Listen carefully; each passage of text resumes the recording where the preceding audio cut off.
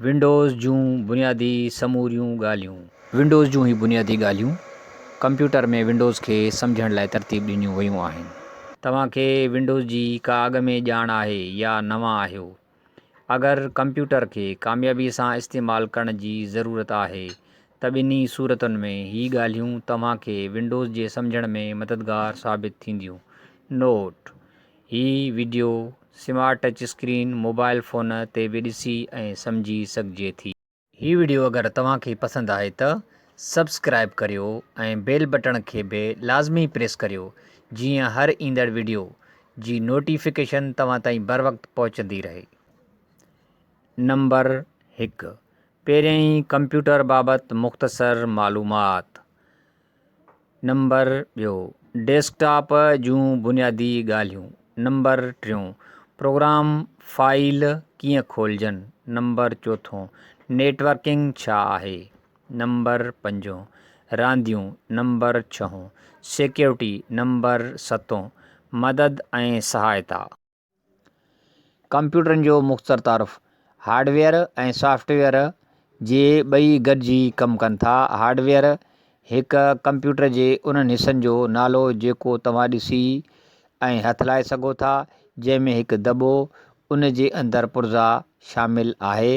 Hardware जो सभ खां आम जुज़ो तव्हांजे कंप्यूटर जे अंदरि हिकु नंढड़ी मुस्ततिल चिप आहे जंहिंखे सेंट्रल प्रोसेसिंग यूनिट CPU या माइक्रो प्रोसेसर सॾियो वेंदो आहे। उहो आहे तव्हांजे कंप्यूटर जो दिमाग़, उहो हिसो जेको हिदायतनि जो तर्जुमो करे थो ऐं हिसाब किताब करे थो। हार्डवेयर जूं शयूं जहिड़ोको तव्हांजो मॉनिटर, कीबोर्ड, माउस, प्रिंटर ऐं ॿिया हिसा अक्सर करे हार्डवेयर पुर्ज़ा या डिवाइस सॾिया वेंदा आहिनि। सॉफ्टवेयर जो मतिलबु हिदायतनि या प्रोग्राम आहिनि जेके हार्डवेयर खे हलाइनि था।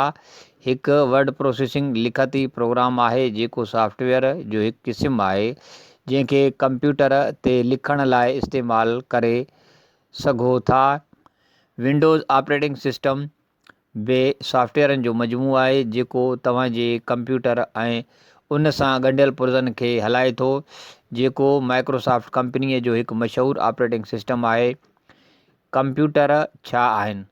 कंप्यूटर मशीनूं आहिनि जेके कंप्यूटरनि खां जंहिं क़िस्म जो कमु वरितो वञे थो उन्हनि खे कंप्यूटिंग चइजे थो, लाइ हिदायतुनि या प्रोग्रामनि जे मुताबिक़ कम सर अंजाम ॾियनि था। कंप्यूटरनि जा क़िस्म। कंप्यूटरनि जी तक़सीम साइज़ ऐं ताक़त जे लिहाज़ खां कई वई आहे। हिकु पासे सुपर कंप्यूटर आहिनि जेके तमामु वॾा आहिनि, जिन में हज़ारें ॻंढियल माइक्रो प्रोसेसर्स गॾु आहिनि जेके इंतिहाई पेचीदा कंप्यूटिंग करण जी सलाहियत रखनि था। ॿिए पासे वरी नंढड़ा कंप्यूटर आहिनि जिन में कारुनि, TV, स्टीरियो सिस्टम, कैलकुलेटर शामिल आहिनि।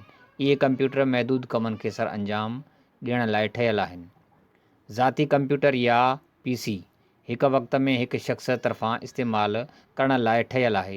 हिन वीडियो में ज़ाती कंप्यूटरनि खे बयानु करणु शामिल आहे जेके डेस्कटॉप, लैपटॉप, हथ वारा कंप्यूटर ऐं टैबलेट PC आहिनि।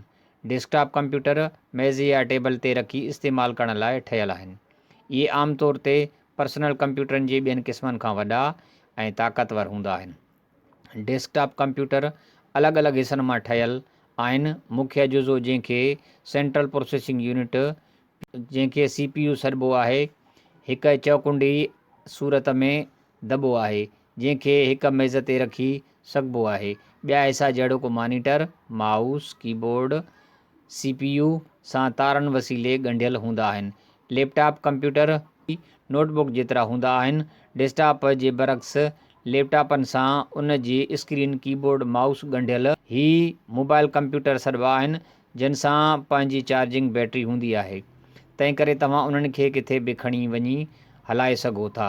जॾहिं इस्तेमाल में न हुजे त स्क्रीन खे कीबोर्ड ते फोल्ड याने उथलाए बंदि करे सघिबो आहे। Smart mobile phones. Smart mobile phones जिन में कंप्यूटर जहिड़ियूं ई सलाहियतूं ऐं टेलीफोन कॉलूं करणु, इंटरनेट खे इस्तेमालु करणु, राब्ते जी मालूमात खे मुनज़्ज़म करणु, ईमेल ऐं टेक्स्ट मैसेज मोकिलणु, रांदियूं खेॾणु, तस्वीरूं कढण लाइ स्मार्ट फ़ोन इस्तेमालु करे सघिबा आहिनि। स्मार्टफोन्स में आमतौर ते कीबोर्ड ऐं वॾी स्क्रीन हूंदी आहे या अॼुकल्ह सिर्फ़ु टच स्क्रीन वारियूं स्मार्टफोनियूं मार्केट में दस्तियाब आहिनि।